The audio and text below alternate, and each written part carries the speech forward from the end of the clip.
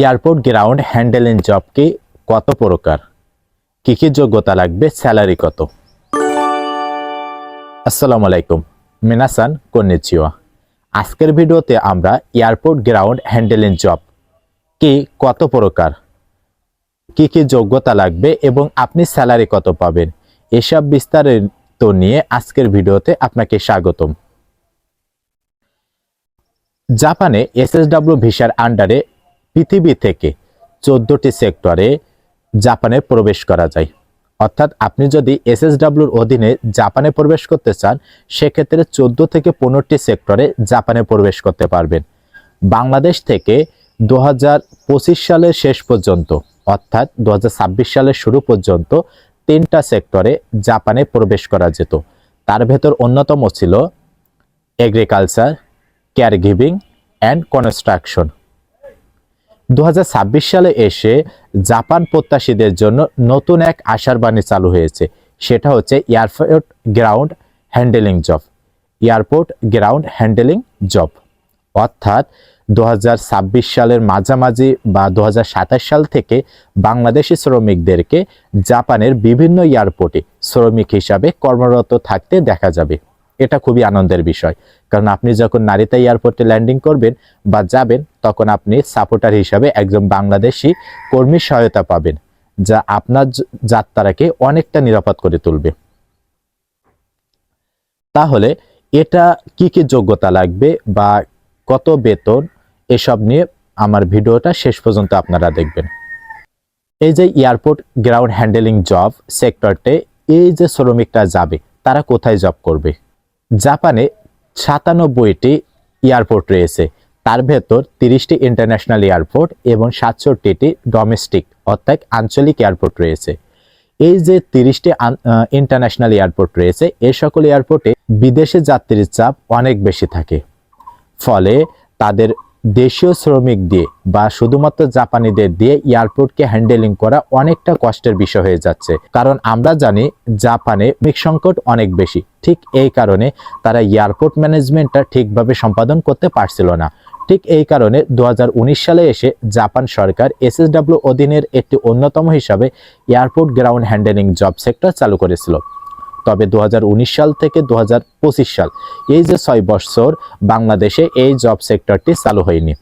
তবে 2026 সালে এসে Japan Bangla bridge recruiting agency limited এর প্রত্যক্ষ তত্ত্বাবধানে জাপানের সাথে নিজস্ব একটি ডিমান্ড চালু হয়েছে, যার অধীনে বাংলাদেশে 120 জন airport ground handling job sector skill test দিতে পারবে, যার মাধ্যমে বাংলাদেশের শ্রমিকেরা জাপানে প্রবেশ করতে পারবে।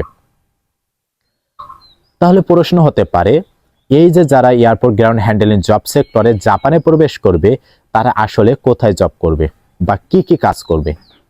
আমি আগেই বলছি যে যারা এই জব সেক্টরে যাবে, তারা জাপানের বিভিন্ন ইন্টারন্যাশনাল এয়ারপোর্টে কাজ করবে এবং তাদের কাজগুলো হবে এয়ারপোর্টের অভ্যন্তরীণ যাবতীয় ছোট ছোট কাজগুলো, অর্থাৎ যাত্রীদের লাগেজ নামানো ওঠানো, যাত্রীদের লাগেজ ওজন করা বা তাদের লাগেজকে ট্র্যাকিং করা, বা প্লেন যখন পার্কিং হয় তখন পার্কিং গাইড করা, প্লেনে ফুয়েল দেওয়া, প্লেন পরিষ্কার করা।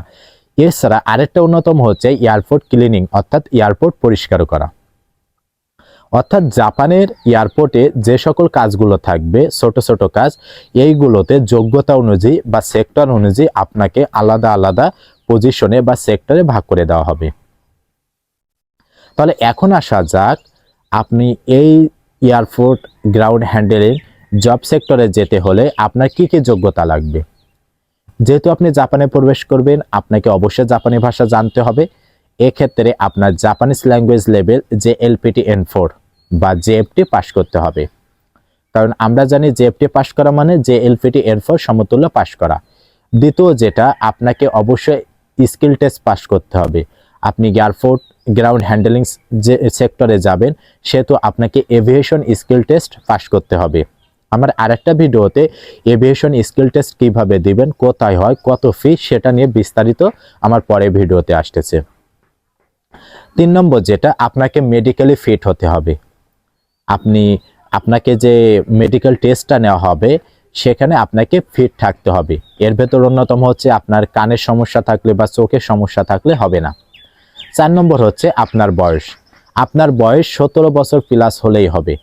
এখানে অতিরিক্ত কোনো নির্দিষ্ট কোনো লিমিটেড দেওয়া নেই। তবে জাপানি এসএসডব্লিউর ক্ষেত্রে সাধারণত 30-35 বেশি হলে খুব বেশি সাফল্য পাওয়া যায় না।